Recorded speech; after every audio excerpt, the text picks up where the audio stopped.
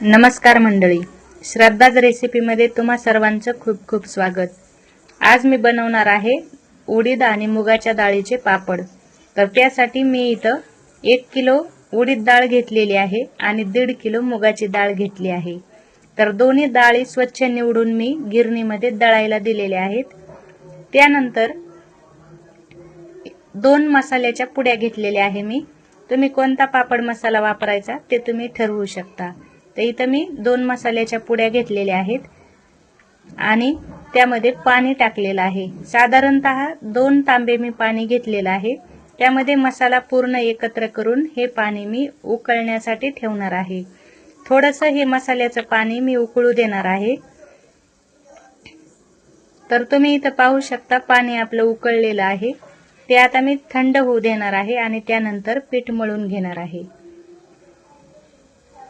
तुम्हाला जर असे डाळीचे पापड बनवायचे असेल तर मी सांगितलेल्या पद्धतीने जर तुम्ही बनवले तर खूप छान पैकी पापड बनवू शकतात।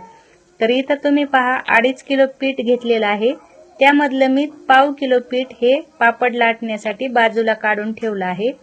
त्यानंतर उरलेल्या पिठामध्ये हे जे मसाल्याचं पाणी बनवून घेतलं होतं हे थोडं थोडं टाकून मी पीठ मळून घेत आहे।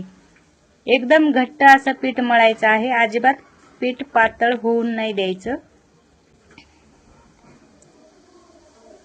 तर तुम्ही इथं पाहू शकता खूप घट्ट असं पीठ मी मळून घेतलेलं आहे। आता यावरती मी टाकणार आहे तेल। अर्धी वाटी साधारणतः मी यामध्ये तेल टाकलं आहे, त्यामुळे पीठ आपलं नरम होणार आहे।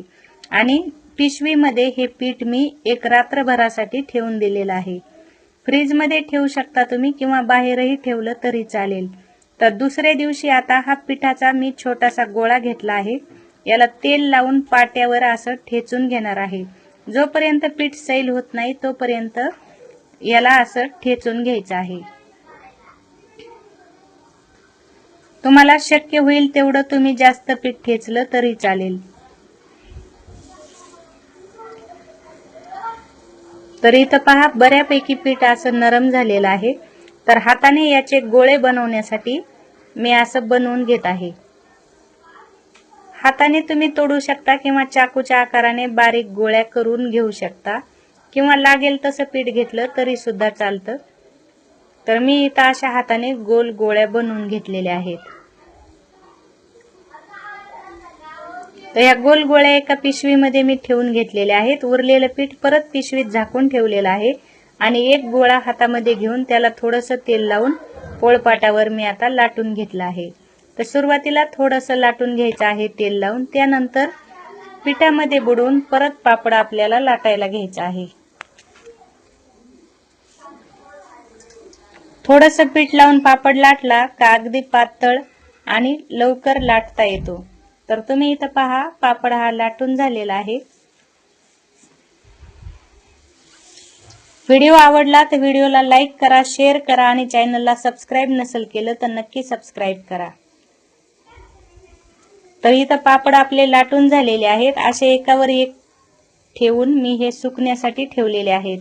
3 ते 4 दिवस साडीवर मी हे पापड वाळायला घातले होते।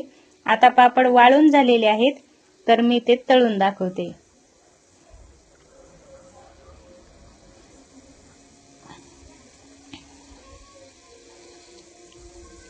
तुम्ही सुद्धा असे पापड घरच्या घरी नक्की बनवून पहा आणि पापडासाठी उन्हाची गरज नसते। अशा पावसाच्या वातावरणात पापड बनवले तरी सुद्धा चालतंय।